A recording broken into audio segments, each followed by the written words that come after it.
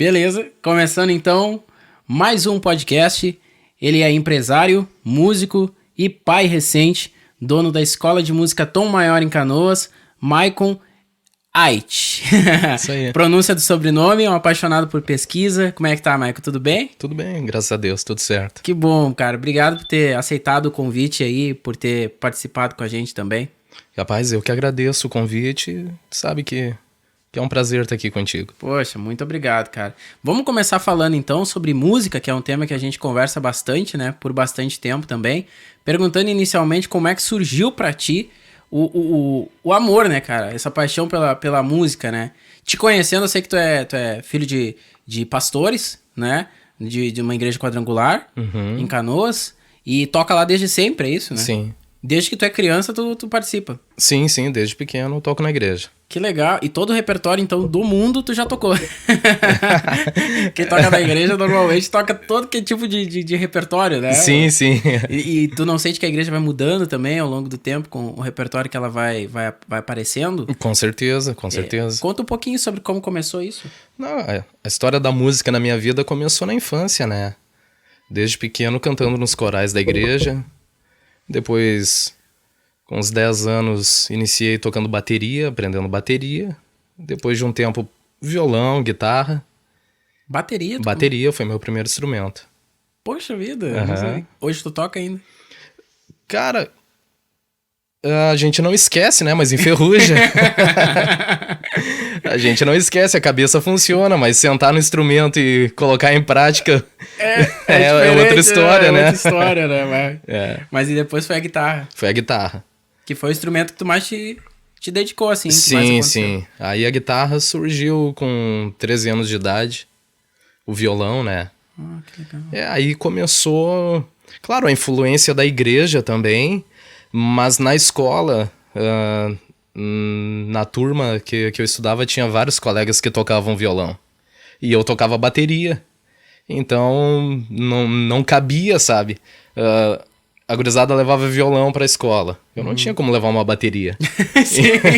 Então era mais fácil eu me dedicar e aprender a tocar o violão também. E assim começou. Essa é a sina, é a frustração de muitos bateristas, né, cara? Como carregar o seu instrumento, né? Sim. Apesar de que hoje em dia tem as baterias mais portáteis, né? Você consegue ter um instrumento mais maleável, assim, mas pra locomoção mesmo, né?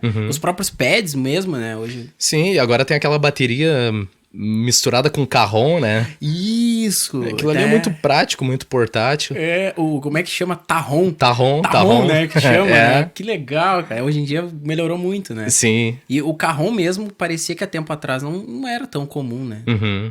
Eu não ouvia, pelo menos, o pessoal falar tanto do próprio carrom, assim, há 10, 15 anos atrás. É verdade. Era uma coisa que era uma bateria mesmo, né? Sim. O carrom acho que popularizou justamente por isso, né? É uma opção, né? Que legal. Então, que nem nos eventos da igreja, por exemplo, vamos fazer um som na praça. O carrom é muito prático também. É verdade. É muito fácil de carregar, de levar e fazer o som, né? E retiros também. Sim, retiros assim, acontecia bastante. Que legal, cara. Eu vejo isso. Quando eu brinquei aqui um pouco antes sobre a questão da ser de igreja, toca de tudo, é porque normalmente tem uma reflexão que eu faço, né? Uma grande safra, né? Dos músicos que aparecem, todos são oriundos de alguma conexão, né, na grande maioria deles, com a igreja, né? Sim. Se tu observar, assim, no meio, né, tocando, seja em shows, eventos e até fora mesmo do meio gospel, a maioria dos músicos que se destacam, que aparecem, tem sempre uma origem, né? Por isso que eu te a perguntei. maioria iniciaram na igreja, né? Tu começou cantando também na igreja? No coral infantil. Olha, quantos aninhos tinha? 9 anos, 8 por aí. Talvez até menos, 7.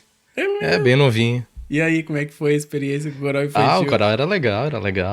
Deixa eu te perguntar, que ponto que teve uma virada de chave disso aí pra que tu percebeu que era uma coisa a mais, assim? Que não era uma coisa só ali da tua cabeça, sabe? Que era uma coisa só que tu fazia na igreja. Porque deve ter, em algum momento na tua vida, virado, né? Essa transformação, se deve ter tido uma coisa diferente, assim, né? Não é mais hobby pra mim. Agora passa a ser profissão, trabalho, assim, né? Porque hoje tu trabalha profissionalmente com música, né? Sim, sim. O negócio virou quando teve a primeira procura de alguém interessado em aprender comigo, né? E eu era bem novo ainda, iniciante. Mas sempre tem alguém que te vê tocando alguma coisa, por mais simples, né? Pra quem não sabe nada, então vê alguém tocando o básico. Já acha interessante. Me ensina, eu quero aprender, como é que tu fez isso, como é que funciona. É verdade. E foi aí que começou. Daí depois eu comecei a estudar música. E comecei a trabalhar com isso também, né? Tu sempre trabalhou com isso, então? Ou tu teve algum outro tipo de trabalho? Não, eu tive um outro tipo de trabalho quando eu fiz 18 anos. Aí é que até então, até os meus 18 anos, eu já trabalhava com música, mas era um negócio muito informal, né? Eu dava aulas, eu tinha um número de alunos, mas não era o suficiente para um rapaz, para um jovem de 18 anos, que já pensa em tirar habilitação, Sim. em comprar uma moto, por exemplo. Sim, tem que ter uma namoradinha, alguma coisa no Exatamente. shopping e tal. Isso aí. Então, ainda não era o suficiente. Então, foi aí que eu procurei um trabalho fora. Acabei deixando de lecionar por um tempo. Depois retornei. E esse trabalho fora foi com o quê que tu chegou a trabalhar? Não, meu primeiro emprego foi no atacado. Olha. Na rede varejista, né? Que legal, cara, que legal. E aí depois disso, isso já tinha alguém te procurado, te perguntado pra ter aula. Só que era hobby, no caso era uma coisa esporádica, assim. Esporádica. É. Dava aula na igreja também. Ah, sim. Dava aula na igreja, dava aula a domicílio. Que legal. Mas Sempre era- foi pautado em aula, assim? Sim. Eu penso que tem dois tipos de músico, né? Aquele que gosta mais mesmo do palco, né? Do show, do evento mesmo, e aquele que gosta mais da aula, né? Então, tem vários amigos meus, por exemplo, que decidem não dar aula. Assim, eles gostam de ser somente músico prático, né? Que a gente costuma chamar. E no teu caso, assim, tu sempre tem uma aptidão pra um lado a mais, tu gosta mais de ensinar ou tu gosta mais da questão ou dos dois igual? Pra ti não tem essa divisão? Cara, eu gosto dos dois. Eu gosto dos dois. Mas eu sempre fiquei mais limitado a ensinar, a lecionar, do que tocar. Claro, na igreja eu sempre toquei. Mas, por exemplo, tocar na noite, tocar festa, tocar baile, essas coisas assim, eu nunca entrei nesse ramo. E por que nunca quis? Não que eu nunca quis, mas quando eu tive a oportunidade, eu ainda era menor de idade. Ah, sim. Então meu pai não deixou, porque teria que viajar, teria que estar na estrada, né? E na época era bateria ainda. Olha. Aham. Uma banda me convidou pra tocar bateria, eles já tinham CDs, já abriam shows pra bandas maiores. Que legal. Tu lembra a banda? Pode falar que banda que era? Eu não lembro. Não lembro. Não lembro. Não lembro o nome da banda. É que a banda mudou de nome depois. Tá. Depois mudou a formação, deixou de ser banda, virou trio. Meu Deus! É aquelas velhas bandas que vão mudando, né? Isso. São metamorfoses Exatamente. bandísticas. Eles até eles estavam uma mudança de gênero musical. Caramba! Era um negócio bem Confuso, pelo que eu tô me bem confuso, porque eles já tinham um CD gravado, Nossa, mas era uma pegada mãe. rock, bem estilo Legião Urbana. Só que o batera deles, o antigo batera, era um cara que gostava de jazz. Então eles meio que mesclavam e tinha essa confusão de identidade, sabe? Porque a banda tocava rock, o batera queria pegada de jazz, levada de jazz na bateria. Então era um negócio bem... Depois acabaram entrando pra um lado mais do MPB. Nossa, mas passearam bastante, Sim, assim, sim. Pelos estilos. E até fizeram um turnê, porque depois, quando eles estavam em trio, nesse novo estilo, eles até passaram um tempo na Europa, na Irlanda. Caramba, sério? Sim. Pô, mas então chegou aí longe, assim, era uma banda... Apesar de a gente não lembrar o nome dela, era uma banda que já tinha uma estradinha, assim, né? Sim. Que legal, cara. Pô, isso é muito legal, né? Essa história de surgir assim, né? Aparecer, conhecer, começar. Daí tua mãe acharam melhor tu esperar um pouquinho, fazer 18, essas coisas. Sim, justamente pelo fato de estar sempre na estrada, né? Tocar na noite, preocupação de paz. Sim, verdade. E é isso que eu ia te comentar, inclusive, sobre depois que essa oportunidade apareceu, foi a única oportunidade que apareceu? Ou chegaram a aparecer outras oportunidades pra ti? De tocar fora, assim. Não, de tocar fora foi a única. Foi a única. Mesmo, olha que interessante, né, cara? Foi a única porque eu sempre fui mais envolvido com a música gospel mesmo, né? Então, no meio gospel, eu já tive várias oportunidades. Já toquei em bandas, mas sempre envolvido em eventos da igreja. Então, tocar fora mesmo, tocar na noite foi a única. Tu vê, né? Que coisa. Deixa eu entrar num assunto agora aqui que tem a ver, né? Que é a questão... não chega a ser um tabu, porque eu acho bastante esclarecido com isso. Claro que eu te conheço, sei também um pouco das tuas opiniões, mas é mais com relação a essa velha questão que tem entre música secular, música gospel, né? Recentemente, né, uma cantora do meio gospel, ela deixou, né, de estar no meio gospel, não deixou a fé, nem as suas crenças, mas deixou de estar no meio gospel, né? E aí ela passou a fazer música que não tem o selo gospel, né? Como é que tu enxerga? Tu enxerga uma separação? Bastante gente, assim, muitas pessoas, né?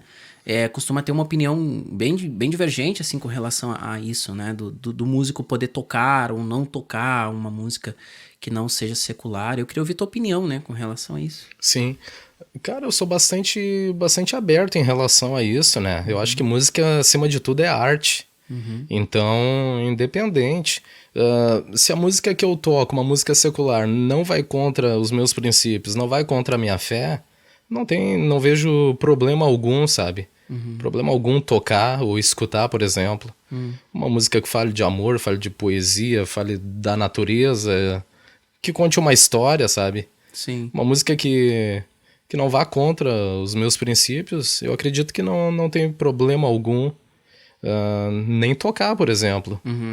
Como trabalho, sabe? Quando tu ensina, tu acaba ensinando outros estilos. Sim, sim. E pra mim é super tranquilo, não tem problema algum. Na verdade, eu não vejo diferença alguma lecionar, por exemplo, uma música gospel e uma música secular. Pra mim, eu trato da mesma maneira, da mesma forma. Sim. E com relação a músicos, claro que eu acredito que essa pergunta é uma pergunta bastante perigosa, né? No sentido de comprometer, né, opiniões, tudo. Mas tu enxerga que tem uma dificuldade dos músicos, às vezes, também, tocarem fora da igreja, justamente pelo ambiente, né? Eu vejo isso, pelo menos, né? Eu acho muito complicado um músico tocar fora sem ter uma formação adequada, sabe? Por exemplo, vamos tocar num festival de jazz de Montreux, por exemplo, né? Daí a gente vai pra lá, viaja, é um evento secular. Sim. Para música instrumental, mas é música instrumental secular, né? E hoje a gente tava, antes do podcast começar, falando da P49, né? Que é uma banda de rock cristão aqui, gaúcha, que é uma banda expoente, né? Que, poxa, tem uma mensagem incrível e por muito tempo foi uma banda que inspirou muitas pessoas e hoje volta, né, com seus projetos, trabalhos a inspirar mais pessoas que nunca pararam, né, na verdade, Sim, nunca deixaram de gostar, né, estavam ansiosos para que eles voltassem e tudo, os meninos da P49. Então aí que a minha pergunta tem um desfecho nesse ponto. Eu considero muito perigoso para o músico da igreja tocar num ambiente em que ele não está pronto para estar, né? Assim como eu acho muito perigoso a gente evangelizar, de repente, lugares de mais conflito, né? Lugares como, por exemplo, ruas à noite, locais de tráfico de drogas, algum ponto assim, né? Tu também vê esse perigo? Sim, com certeza. A pessoa tem que estar preparada para aquilo, né?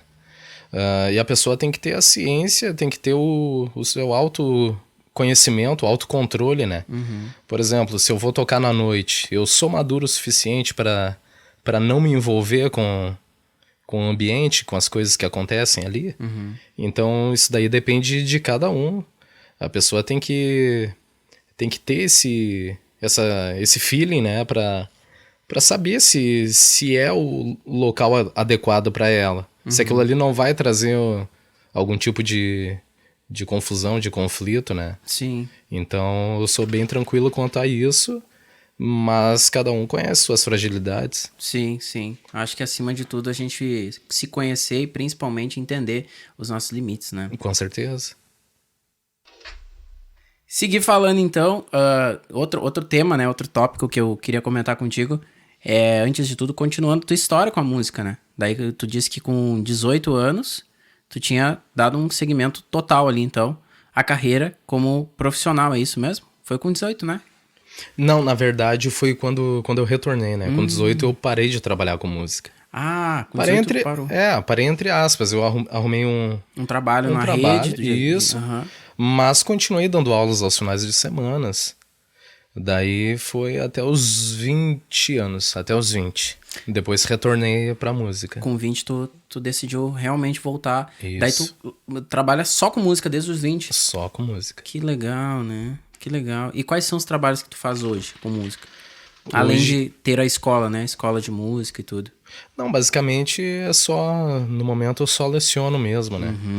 E algumas gravações em casa por hobby. Que legal. Tem um home studio também. Isso, um home studio. Então ali eu gravo ideias, coisas que surgem do nada, assim, Que pra legal. deixar registrado, né?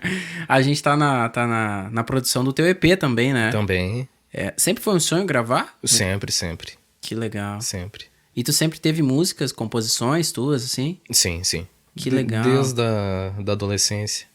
Tu vê uma grande diferença entre músicos compositores e músicos que só tocam? Ou tu não vê tanta diferença assim? Em que sentido, por Tipo exemplo? assim, por exemplo, tu tem um aluno, né? E como é que tu sente que esse aluno ele tem uma chamada, assim, pra compor? Tu percebe isso, assim? Ou não, tu não tem traços que tu consiga ver num aluno, assim, que diga, ó, esse fulano aqui eu vou incentivar ele um pouquinho mais a compor e tal, alguma coisa assim? Não, pra falar a verdade, não, nunca... Nunca pensou nisso? Não, nunca parei pra analisar esse lado, né? Eu sempre trato mais a questão da aula mesmo. Mas nunca parei pra analisar isso. E quando tu compõe, como é que flui essa composição? Como é que ela vem, assim, pra ti? Vem Ah, letra, música, vem primeiro Pode vir música...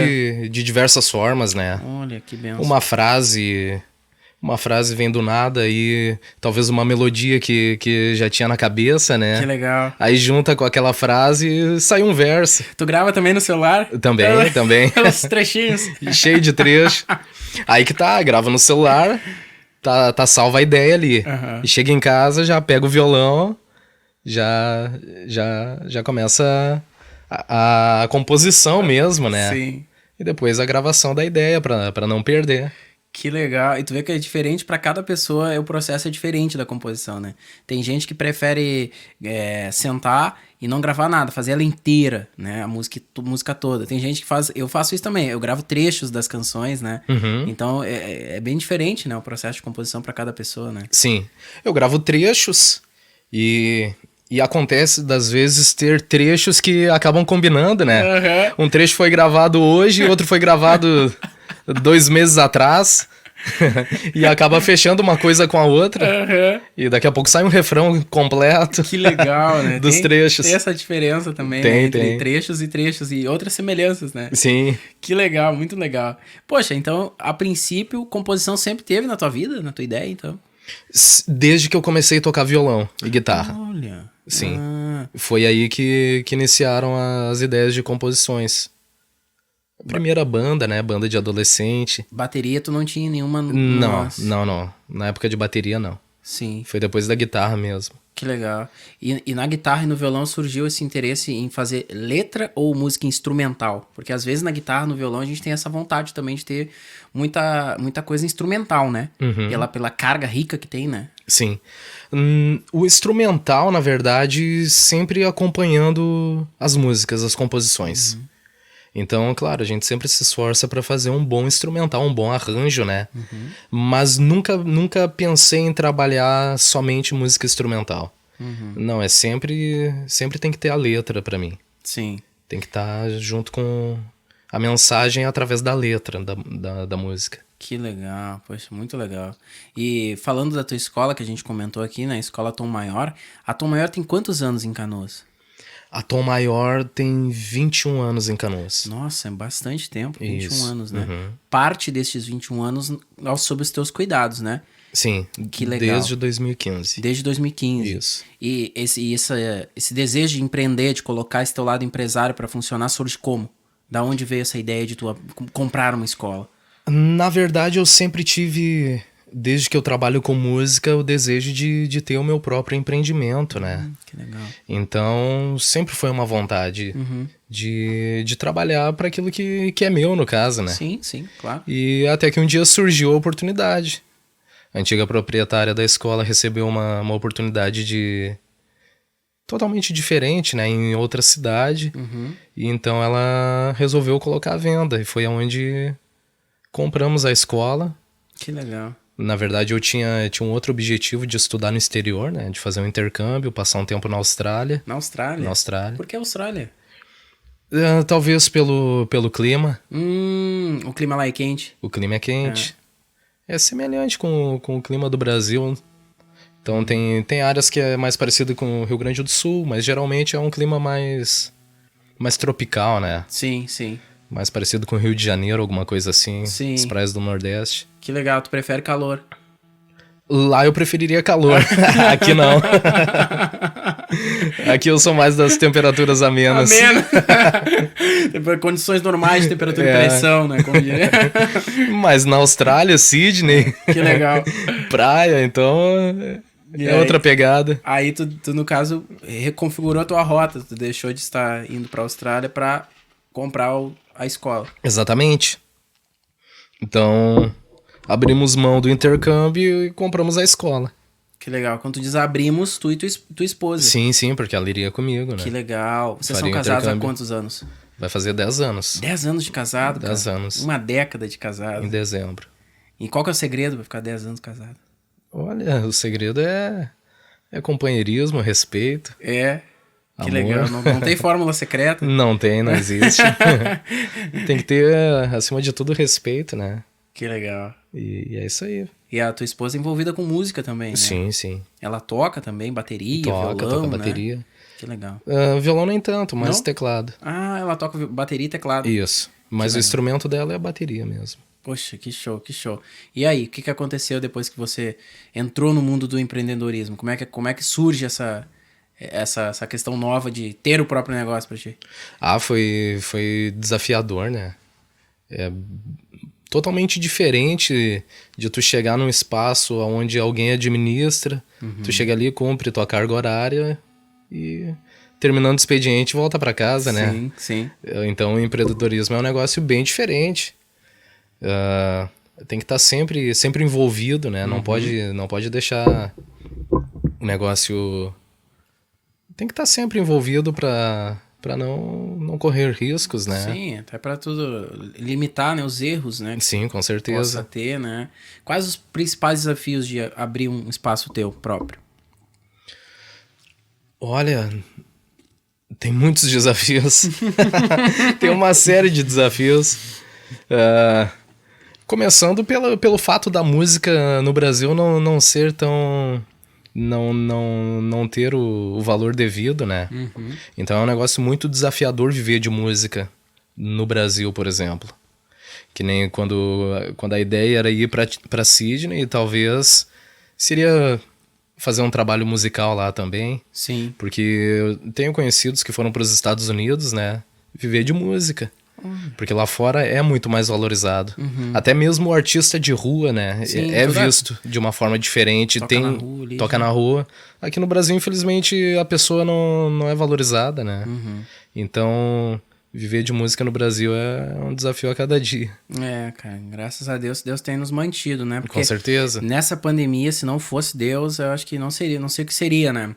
Com certeza. A classe artística foi a primeira a fechar e a última a voltar, né? Sim. Alguns músicos que conseguem ainda manter, né, a profissão, conseguem ter um trabalho maior, conseguiram ainda continuar recebendo dos seus contratantes, né? Sim. Quem tocam com cantores que não desampararam, né? As famílias das pessoas que trabalham, né? A pandemia te afetou muito? A pandemia afetou de uma certa forma, mas eu acredito que quem foi mais prejudicado é justamente quem trabalhava com shows, né? Quem trabalhava de eventos. Nós, como lecionamos, então, claro, teve uma queda significativa, mas a gente conseguiu se manter. Conseguimos nos manter de pé e aprendendo a trabalhar de outras formas, né? Por exemplo... O ensino remoto foi algo que tivemos que nos adaptar e é um negócio que tá aí, né? Todo mundo vende seus cursos pela internet, dá aula online, são coisas que já vinham acontecendo, então quem ainda não trabalhava dessa forma teve que se adaptar. Sim. Mas a escola não se manteve de pé. Tivemos aquele período que ficou fechado ali, mas depois retornamos. Que legal, conseguiram. Estamos aí. Conseguiram manter, então. Com certeza. Graças a Deus. Como é que é a tua relação com a igreja em que teu pai é pastor? Ser filho de pastor, como é que é isso? Complicado? É legal? É desafiador também? Porque sempre, normalmente, eu vejo que o filho ou a filha do pastor, da pastora, no caso, eles têm uma dificuldade, às vezes, eu diria, de saber exatamente como se colocar nessa posição em que tu é o filho do pastor, mas ao mesmo tempo tu tem as tuas etapas, né? Tem os teus momentos, né? De viver, tem o teu momento de vida, né? Inclusive um pastor amigo meu disse que o filho do pastor, ele não é um mini pastorzinho, né? Ele é só ainda um adolescente, né? Ele ainda é uma criança e tal, que comete seus erros, que não foi ordenado, né, ao pastorado. E eu vejo isso como uma posição complicada, às vezes, para a pessoa que nasce na igreja, cresce na igreja, como filho de alguém que é uma liderança religiosa, né, que tem uma relevância e que, principalmente, né, os olhos das pessoas estão sobre o pastor e, automaticamente, sobre a família dele, né? Sobre a esposa e sobre o filho, no teu caso, né? Sim. Como é que foi crescer sendo filho do pastor? Na verdade, eu não fui filho de pastor sempre, né? O meu pai se tornou pastor depois de um determinado tempo. Então, foi um negócio que foi acontecendo, né? A gente foi caminhando para esse sentido. Que legal. Mas o filho de pastor é sempre muito visado, né? Isso. É sempre muito cobrado. Cobrado o exemplo, o testemunho. Então, eu sempre procurei andar correto. Sempre procurei não envergonhar o evangelho, não envergonhar meus pais. Mas pra mim foi tranquilo, sempre foi tranquilo. Que legal. Sempre tentando fazer o melhor, né? Envolvido na obra também. Que legal. Tu sempre teve funções na igreja, então? Assim. Sempre tive funções e sempre gostei de cumprir essas funções. Então pra mim não foi uma carga, não foi um peso. Diferente talvez com outras pessoas, né? Sim. Cada caso é um caso, mas pra mim sempre foi tranquilo. Acho que coisa boa, né? É bom a gente ter essa noção, né? Essa ciência de saber seu lugar, né? Quando eu falo também sobre isso, eu penso muito nos 5 ministérios, né? Nas igrejas e tudo mais, né? É o ministério de apóstolo, profeta, mestre, pastor e evangelista, né? Não querendo te comprometer aqui, mas normalmente a gente passa muito tempo sem saber de fato qual é o nosso ministério, né? A nossa vocação, assim, aquilo que mais queima, né, no nosso coração. Eu comentei contigo até sobre um livro que eu li, que é o Cultura da Honra, que fala exatamente sobre os 5 ministérios, né? E como que cada um dos 5 ministérios reagiria a um acidente, por exemplo, de trânsito, né? Que eu comentei que o pastor já ia procurar para saber se tá todo mundo bem, já se tá todo mundo, né? Não teve precisam de ajuda, vamos ligar para parentes e tudo. O evangelista já vai aproveitar aquele acidente para falar da oportunidade das pessoas que estão ali aceitarem Jesus, porque pode ser a última vez dele. E tudo. O mestre vai olhar para ver as leis de trânsito, como é que é a regra, e o apóstolo estaria em outro local, né? E o profeta, enfim, todo mundo teria sua missão naquele evento, né? Tu te identifica mais, claro que nós podemos ter 2, 3, né? Não é necessário que tenha só um. Tu te identifica mais com um dos 5 ministérios? Tem um que chama mais a tua atenção? Sim. Apesar de todo mundo falar que eu tenho um chamado pastoral, eu me identifico muito com o ensino. Com o chamado de mestre. Né? Então é o que eu mais me identifico, apesar de que isso não impeça de exercer outros ministérios, né? Claro que não, Até nós podemos ter 2, né? Sim. Né? Que nem temperamento, né? Normalmente, o melancólico, o sanguíneo, o colérico e o fleumático. Todo mundo pode ter um pouco dos 2, né? Sim. Até 2, às vezes, né? Mais do que 2 é difícil, mas dizem que pode ter um dominante e um outro que não é tão dominante, né? Sim. Por que te chama a atenção o ministério de mestre? Pela questão do ensino, né? Talvez legal. por estar envolvido com o ensino da música há muito tempo. Então é um negócio que me chama a atenção bastante. Sabe? Por exemplo, a escola bíblica. Trazer um ensinamento, né? Que legal. Tu gosta de fazer? Gosto bastante. E tu pesquisa bastante também, Sim, né? pesquiso. Sou muito curioso em pesquisas de diversas áreas. Tava falando de pesquisa, porque pra vocês que estão vendo e ouvindo, o Michael, ele é um fascinado, assim, por ir atrás das origens das coisas e tal, e o sobrenome dele é bem peculiar, né? É Ait, né? E escreve CH? CH. Era, Aish. Aish. E da onde vem esse sobrenome? Teve um tempo que eu cheguei e conversei contigo, tu tava fazendo a busca genealógica disso, da onde que isso veio, da onde que tava, né? Sim, sim. É alemão, né? Que legal. É alemão. E as origens, da onde que surgiu essa tua pesquisa aí das origens que tu tava fazendo, que tu tinha um grupo em que tinham informações? Conta um pouco pra mim. Cara, isso daí surgiu após a morte do meu avô. O meu avô era chamado, como chamam, um alemão nascido no Brasil, né? Um teuto brasileiro. Ou seja, alguém filho de pais de linhagem alemã pura, só que nasceu no Brasil. Então, tem essa questão da cultura alemã. Mas na época eu era muito jovem, então não me interessava muito. Depois que meu avô faleceu, surgiu mais curiosidade. Mas aí a única forma era através de pesquisas mesmo, né? Uhum. E eram coisas que até mesmo ele era curioso em saber, mas nunca teve a oportunidade de ir atrás, de pesquisar. Então foi assim que surgiu. E pesquiso até hoje. Inclusive hoje mesmo estava fazendo minhas pesquisas. O que tu tava fazendo hoje? Cara, eu tava procurando alguns documentos. Alguns documentos bem recentes de 1800 e alguma coisa. Aí, documentos do que exatamente? Da imigração, da época da imigração, quando Que os alemães legal. chegaram no Brasil. Aonde tu pesquisa isso? Tem diversas plataformas. Que legal. Hoje eu pesquiso mais na internet. Antigamente eu visitava bibliotecas. Tu chegava aí em bibliotecas? Sim, sim. Uau! Sim. Hoje mais na internet, né? E até que ano que tu traça, assim, um início que tu consegue traçar a tua árvore, assim, mais ou menos? Cara, um determinado ramo da árvore eu cheguei até 1500 e pouco. Nossa, sério? Sim. Um ramo, no caso tem ramo. vários. Sim, sim. Olha. Então eu cheguei até 1500 e pouco. Mas referente ao meu sobrenome, por exemplo, a família que eu tenho sobrenome, eu cheguei, o limite até onde eu cheguei foi a imigração mesmo, foi no imigrante alemão. Que legal. Uau, que legal. E data de quando isso, mais ou menos? 1854, quando ele veio pro Brasil. 1854. Até ali tu consegue saber Nessa árvore. nessa árvore. Dos Aish, por exemplo. Ah, dos Aish. Isso. Que legal. Como é que chama tua filha? Maitê. Maitê o quê?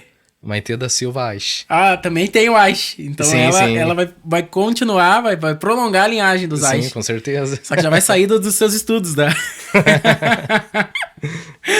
E quantos anos tem? Quantos meses tem a Maitê? 6 meses. 6 meses. Como é que tá 6. sendo, Maicon, essa experiência? pra ti? É maravilhoso, né? O que mudou na tua cabeça? Que todo mundo fala que eu não tenho filhos ainda, mas todo mundo diz que muda muita coisa na cabeça. Hein? Muda, mas, sei lá, pra mim foi um negócio diferente, né?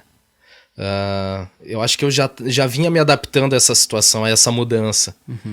Que nem um conhecido, ele me relatando a experiência dele, né?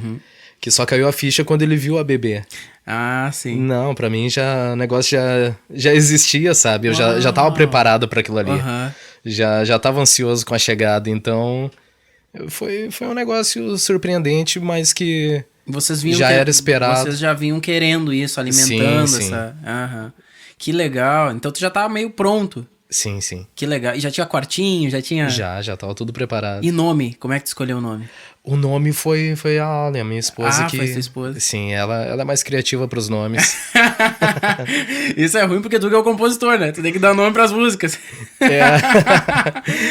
Mas ela já tinha esse nome em mente e é um nome que era de concordância nossa, né? Que Então, legal. Vocês já tinham esse nome desde sempre? Ou quando descobriu que ela tava grávida, decidiram ter o nome? Não, já tinha esse nome se fosse menina. Ah. Se fosse menina, já era definido o nome. E se for menino, se fosse menino? Aí estávamos na dúvida, né? É. Aí talvez fosse Johan. Johan? Johan. Ah, com I assim, Johan. Não. É bem diferente a escrita até. Ah, tu ia botar a criança com um nome bem diferentão. Esse era um dos pontos de dúvida, né? Bah, como é que a gente faz? A gente simplifica o nome? Aham. Ou mantém o original, que é diferente, né? Tudo difícil, né? Então... Essa era uma das questões do nome, E tinha a dificuldade. Só tinha esse nome, a opção. Sim, masculino por enquanto. Até o momento, sim, né? Sim. Aí depois que descobrimos que era menina, aí deixamos de lado. Que legal. Vocês pretendem ter outro filho? Sim, com certeza. É mesmo? Olha, que legal, não sabia. Normalmente a experiência do parto, principalmente num primeiro momento, assim, né? É bastante cansativo, né? Pelo que me falam. E por um tempo o casal diz, não, peraí, não queremos mais. Um tá bom e tudo mais. Vocês sempre quiseram ter mais um? Sim, sim. Quantos filhos tu quer ter? Tu tem um número de... Olha, eu queria... Quantos vier? Não, também não. Mas mais dois. Mais dois? Isso. No caso, 3. 3. Por que 3? Eu acho legal, sabe? Um pra crescer junto com ela, com uma diferença curta de idade, e outro pra nossa velhice, no caso. Mas a minha esposa não gosta muito da ideia de mais 2. Só quer mais um. Ela só, pelo menos mais um ela quer, né? Sim, mais um sim. Aham, eu também. Daqui a uns 4 anos, talvez. Daqui a uns 4 anos, mais ou menos. Que legal, que legal. Michael, eu queria te agradecer, cara, por ter tirado esse tempo aqui com a gente. Principalmente ter conversado aqui, né? Trazido assuntos pessoais, reflexões, coisas interessantes a respeito disso. E eu queria que tu deixasse uma mensagem, né? Para as pessoas que estão nos vendo e ouvindo, principalmente no final desse podcast. Se tu pudesse, assim, falar, resumir, né? Uma mensagem que tu gostaria de ser lembrado, um epitáfio, alguma coisa assim... O que tu gostaria que as pessoas falassem, assim, sabe aquela coisa do Facebook, o Michael, que Michael, né? Que as pessoas responderiam o quê? O que tu gostaria que as pessoas respondessem quando fizessem uma pergunta? Que Michael Aish? Primeiramente, eu agradeço a oportunidade, né? Me sinto muito privilegiado de estar aqui contigo. E sobre isso, né, eu penso muito sobre um legado. Inclusive, principalmente agora que eu tenho uma filha, né? Então eu me preocupo muito com isso. Qual vai ser o meu legado? Eu que pesquiso genealogia, a gente acaba analisando muito como foram as vidas dos antepassados, né? Como viveram, o que fizeram. E eu me preocupo com isso. Qual vai ser o legado que eu vou deixar para os meus filhos, para os meus netos? Inclusive a questão da composição veio através disso também, né? Deixar uma mensagem, deixar algo para o futuro, né? Não passar batido, não passar em branco. As pessoas de alguma forma lembrarem de mim, sabe? Então a mensagem que eu deixo vem dos meus princípios cristãos, né? Legal. Então eu sempre... Se alguém que traga felicidade, que traga uma palavra de conforto, de esperança para alguém que esteja caído, alguém que esteja necessitado, né? Que são as coisas que Jesus ordenou, né? Levar o amor, levar a palavra de Deus, de alguma forma a salvação para alguém. Que legal. Então seria isso. Que legal. Muito obrigado, Michael. Te agradeço. Capaz, eu que agradeço. Com certeza lembraremos de ti por isso. Quer dizer, as pessoas lembrarão do teu legado por isso, né? Quem faz uma canção se torna, de certa forma, imortal, né? Verdade. Muito obrigado por ter participado e vocês, muito obrigado por terem visto e ouvido até aqui também. Até o próximo podcast.